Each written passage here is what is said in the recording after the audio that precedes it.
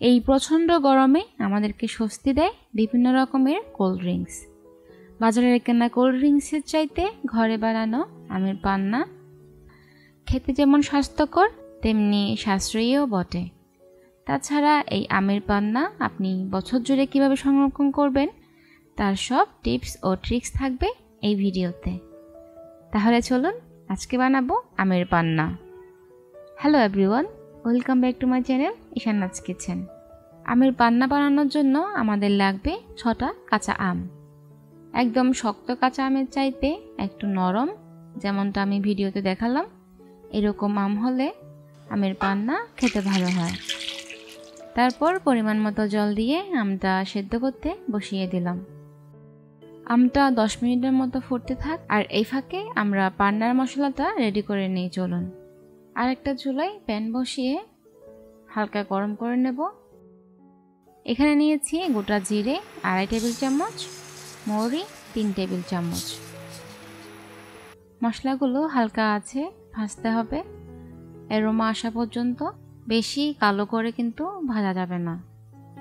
হালকা নেড়ে এখন দিয়ে দিচ্ছি কালো গোলমরিচ 2 টেবিল চামচ। 1 মিনিটের মতো নেড়ে নিচ্ছি।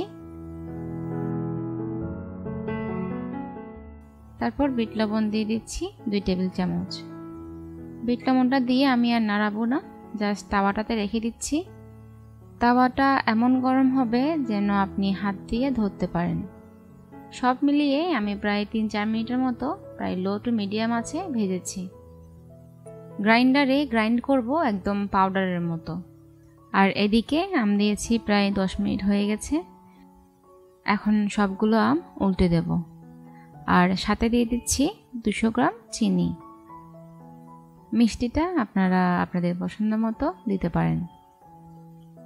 এখন ঢাকা দিয়ে আমটা ফুল সেদ্ধ না হওয়া পর্যন্ত রান্না করব।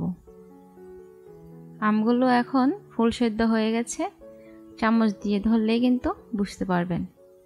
আমের ভেতরে চাশনিটাও কিন্তু ভালো করে ঢুকেছে। আমি একটা আম চাপ দিয়ে দেখাচ্ছি, দাঁড়ান। দেখেছেন আমটা কত সুন্দর সেদ্ধ হয়েছে, আর চাশনিটাও ভালো করে ঢুকেছে। আর একটু চাপ দিয়ে দেখাচ্ছি। চুলার জালটা এখন বন্ধ করে দিলাম। ঠান্ডা করে তারপর আমের পেস্টটা বের করব। তারপর আমের পান্নার জন্য লাগবে পুদিনা পাতা। পুদিনা ফ্রেশ ব্যবহার করার চেষ্টা করবেন, এতে কালার আর টেস্ট দুটোই ভালো আসে।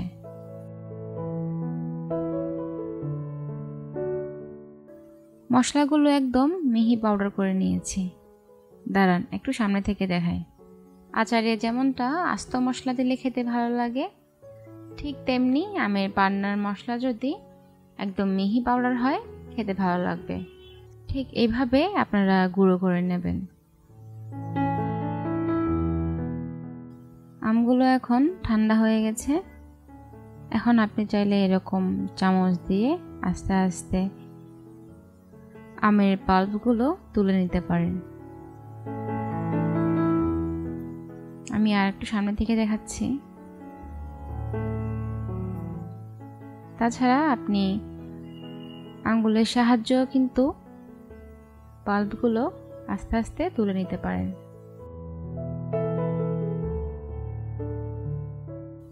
এভাবে বৃদ্ধা আঙ্গুলের সাহায্যে আস্তে আস্তে পাল্পগুলো তুলে নিতে পারবেন।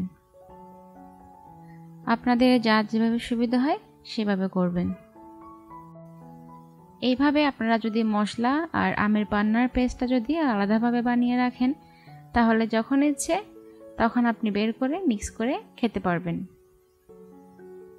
তাছাড়া আপনারা যদি একসাথে মিক্স করে বানাতে চান তাও পারবেন। তবে এইভাবে পান্না বানালে আপনারা মশলার পরিমাণটা কম বেশি পরে অ্যাড করতে পারবেন। একসাথে করে নিলে কিন্তু সেই অপশানটা আর পাবেন না। তাছাড়া এই সেম মশলা দিয়েই আপনি লেবুর শরবত, মিন্ট লেমন, তারপর বিভিন্ন রকম যে শরবতগুলো হয় তরমুজের, আনারের, তারপর ফুচকার যে টকটা হয় ওখানেও কিন্তু সেম মশলাটা ব্যবহার করা হয়। এখন সব পাল্প নেওয়া শেষ। একটা মিক্সারে সব কিছু ব্লেন্ড করে নেব। সাথে দিচ্ছি 150 গ্রামের মতো জাগারি বা মিঠা। টেস্টের জন্য তো বটেই, আমি আর একটু রঙের জন্য জাগারিটা দিলাম।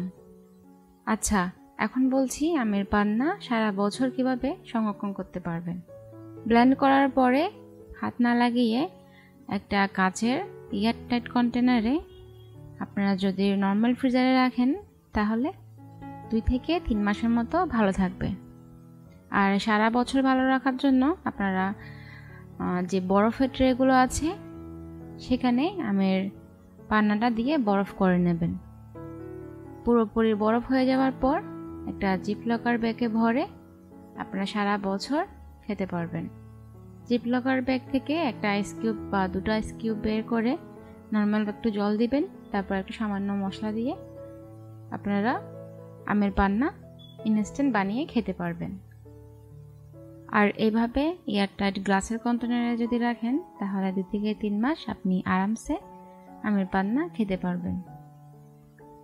আমের পান্না খেতে কিন্তু সত্যিই অনেক মজার।